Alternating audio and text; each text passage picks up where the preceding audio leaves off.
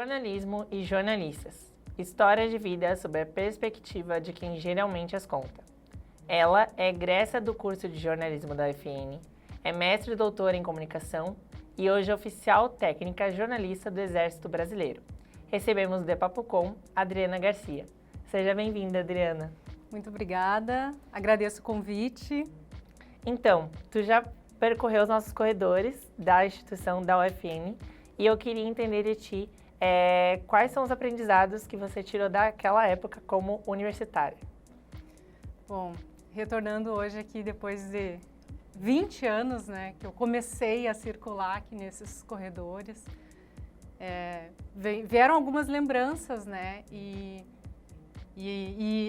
é um momento para até refletir, né, como as coisas mudaram, né, daquela época para hoje, apesar de são 20 anos, né, e tudo que eu tinha planejado naquela época, as coisas não saíram da forma como eu planejei, né, mas durante todo esse percurso é muito gratificante estar aqui hoje para contar a minha história e lembrando das coisas daquela época, com certeza valeu a pena, assim, todos os momentos que eu passei até hoje.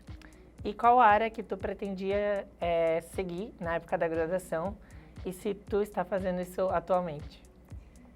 Quando eu entrei na faculdade, quando eu escolhi ser jornalista, eu estava na 8ª série e eu me sentia jornalista já naquela época. E eu queria trabalhar numa redação de jornal impresso. Era o que nós tínhamos aqui na cidade, na época era o jornal A Razão.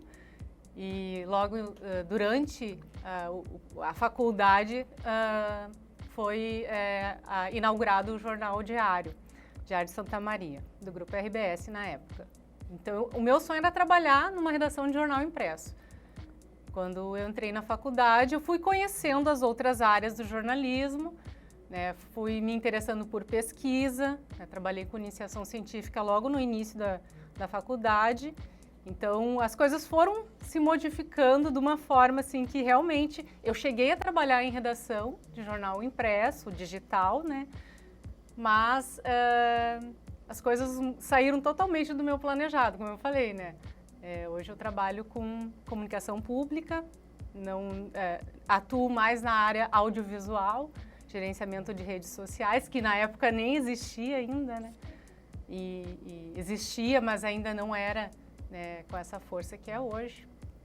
E fui me especializando nessas áreas, trabalhando e fazendo mestrado, doutorado, que também era uma outra coisa que eu nem pensava em fazer logo que eu iniciei a minha formação acadêmica. Então as coisas foram mudando muito, mas com certeza valeu a pena.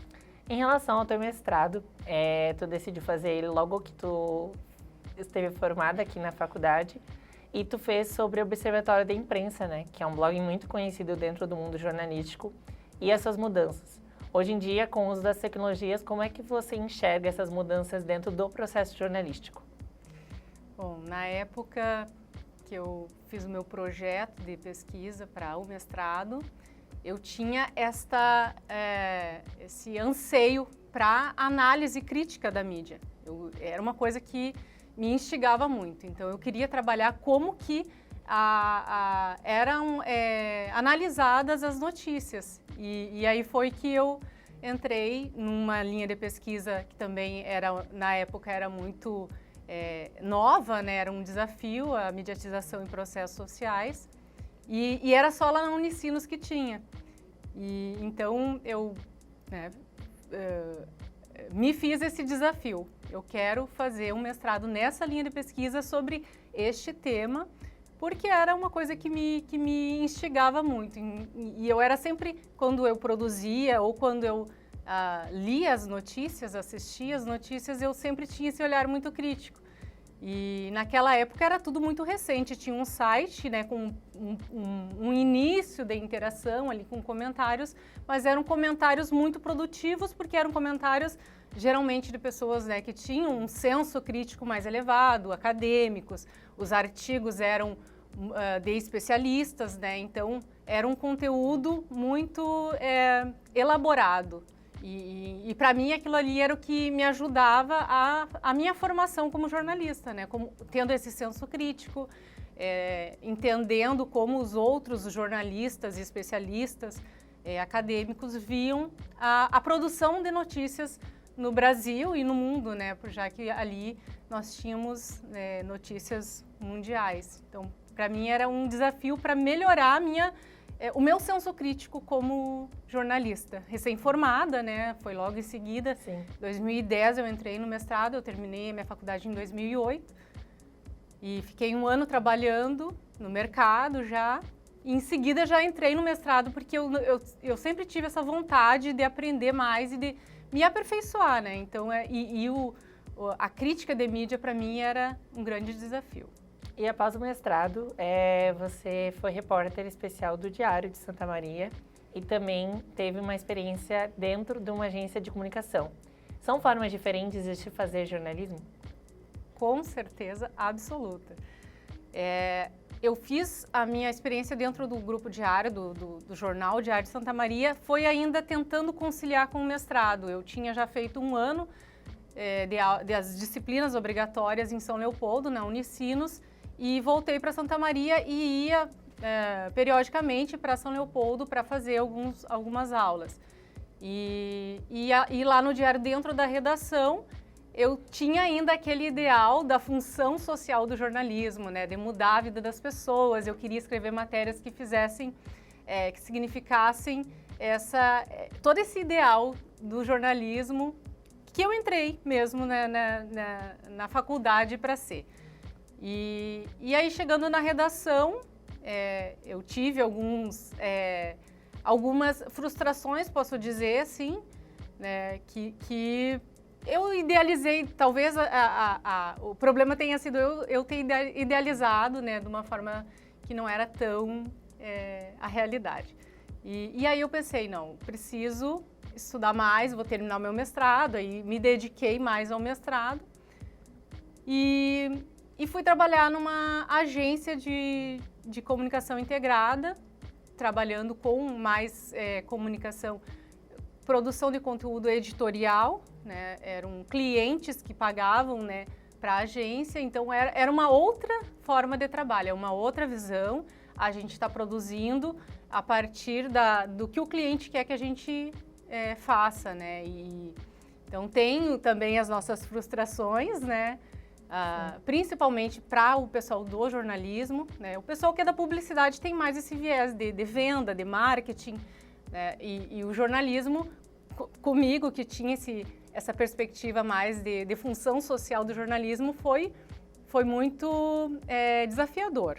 Mas a gente vai amadurecendo com o decorrer do tempo e entendendo o lugar de cada papel ali do jornalismo, da comunicação integrada, né, da produção de conteúdo.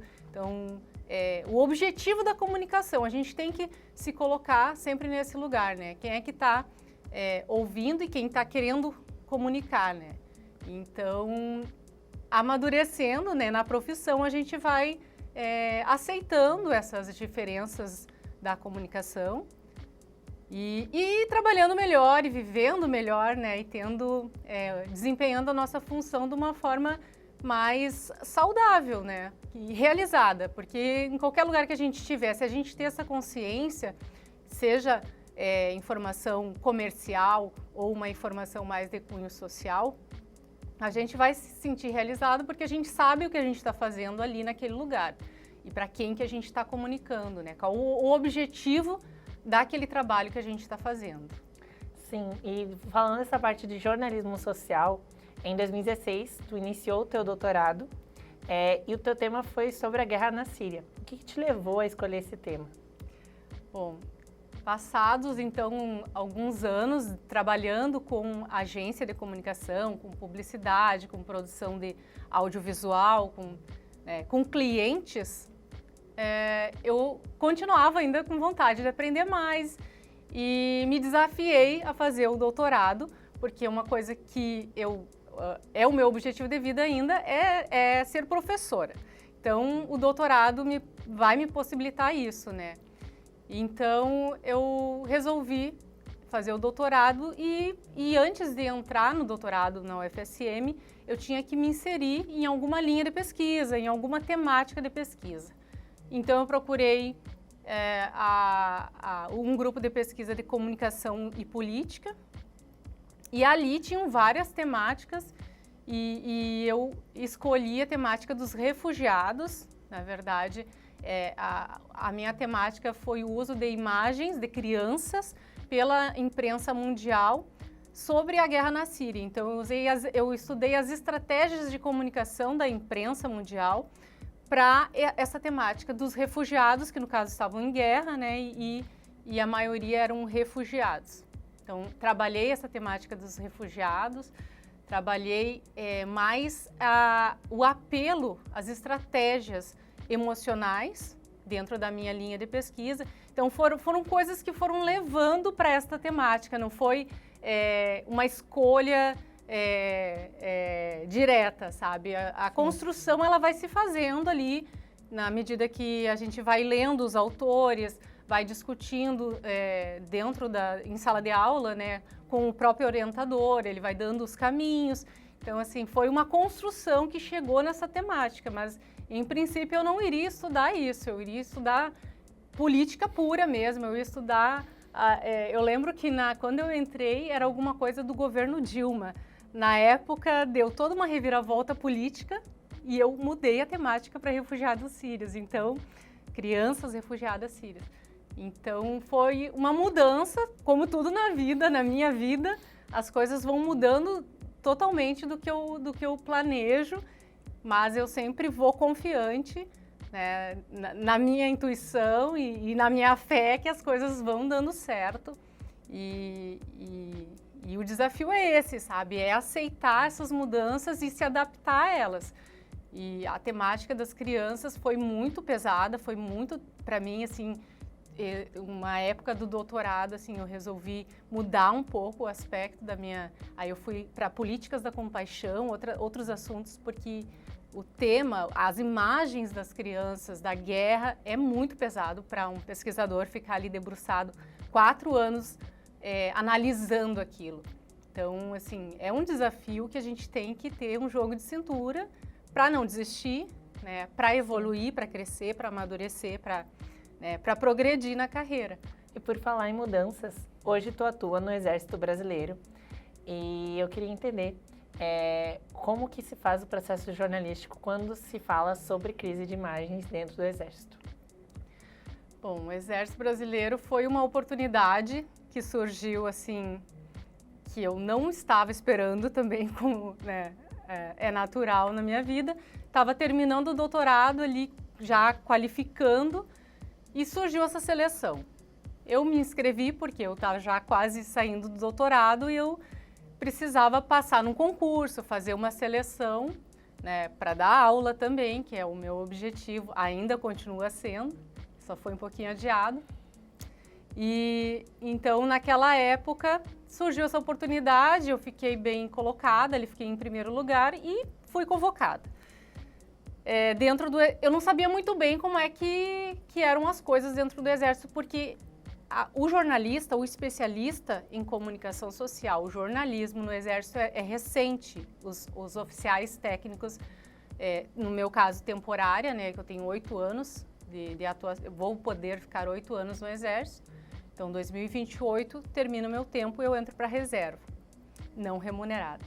Então, esse desafio do Exército foi também acontecendo, porque lá dentro, por exemplo, onde eu ingressei, era o Comando Militar de Área, Comando Militar do Sul em Porto Alegre, não tinha um profissional que fizesse um gerenciamento de rede social profissional, por exemplo, não tinha um trabalho especialista de gerenciamento de redes sociais, mas tinha Instagram, tinha Twitter, tem ainda, né, Facebook. Então, ali eu comecei a desenvolver o meu trabalho como se eu estivesse trabalhando dentro da agência. Para mim, o trabalho que eu fazia dentro da agência, lá como gerente de projetos e gerenciando lá os meus estagiários, sim, é como eu trabalho dentro do Exército, gerenciando lá os meus sargentos, cabos, soldados. Então, é dessa forma que eu vejo o meu trabalho dentro do Exército. E a crise da imagem dentro do Exército é a mesma. Eu trabalho com esta crise da imagem da mesma forma como eu trabalhava dentro da agência. Então, é diferente porque é comunicação pública, porque tem uma abordagem diferente, porque tem uma necessidade, uma obrigação, um dever de transparência pública, de prestação de contas com a sociedade. Então, essa é a única diferença que nós temos no gerenciamento de crise de imagem. Se é uma empresa privada, a gente tem as mesmas ferramentas, as metodologias, as técnicas, né, para gerenciar aquela crise. Dentro do Exército, da mesma forma. A diferença é que tem os procedimentos institucionais que são mais... que existem diretrizes que nós devemos seguir dentro do Exército. Então, esse gerenciamento de crise não sou eu que tenho que dizer, eu que digo como tem que fazer. É lá do comando, do alto comando que vem para a gente. Então, lá em Brasília tem um centro de comunicação social do Exército e é a partir dele que a gente segue todas essas diretrizes. Na verdade, a diretriz, quem dá para todas as organizações militares é o comandante do Exército. Então, ele que diz como tem que ser a comunicação social do Exército. Então, são parâmetros, né, que nós temos que seguir, mas o trabalho é da mesma forma como uma empresa privada. A diferença é que é uma instituição, né, que tem esse caráter de transparência, de prestação de contas, que nós temos o dever de esclarecer, de trabalhar aquela informação de uma forma que a população, né, confie mais na instituição. Que bacana poder conhecer esse processo por trás, né, do teu trabalho dentro do Exército como jornalista. Agradecemos a tua presença, Adriana, e sempre que você quiser será muito bem-vinda aqui na sua casa. Eu que agradeço o convite, estou muito feliz de estar aqui, sim, um sentimento de gratidão de estar aqui falando contigo, sendo que, né, há 20 anos eu estava aí no teu lugar, me preparando, sonhando, né? E hoje eu estou aqui contando essa história. Então, para mim é uma gratidão imensa. Obrigada. De Papo Com, Adriana Garcia. Já foi repórter de jornal, assessora de agência de conteúdo e hoje oficial técnica jornalista do Exército Brasileiro. A cada semana batemos um papo com um jornalista de diferentes campos de atuação. Siga o Instagram, @programa de Papo Com, e do curso de jornalismo para ficar por dentro de quem são os nossos convidados. Até breve!